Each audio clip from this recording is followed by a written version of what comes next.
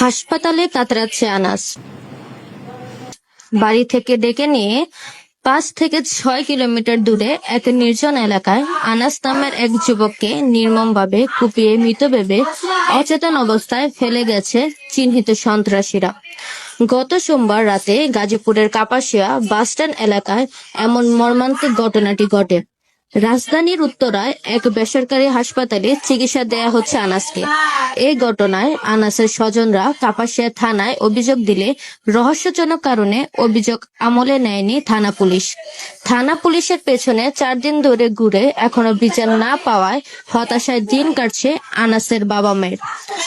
আহত আনাসের স্বজনরা কি বলছেন? আমি আজকে 4 থেকে 5 দিন ধরে থানায় দৌড় করতেছি। আজকে না কালকা ঝামেলা আছে, এটা আছে, এটা আছে, আমার 5 দিন ধরে ঘুরাইতেছে। আমি অন্য থানায় চাচ্ছি, আমার এই আজকে না কালকা না পরশু ছেলে চিকিৎসা করেন, আগে কিয়ের মামলা, আগে চিকিৎসা করেন, নানান দিয়ে তাল বাহানা করতেছে।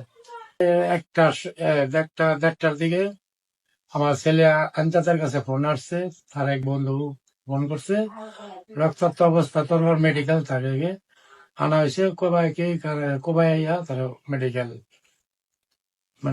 পাঠাইছে। তাহলে দূর করে যাই, যাওয়ার পরে ডাক্তারের কথা বলার কোনো সুযোগ নাই, সব ব্লাড বাড়িয়ে যেতেছে গা, পরে খুব শর্ট টাইমে পাঠাই দেবো এমন যে লগে লগে ঢাকা মেডিকেল পাঠানো হয়েছে।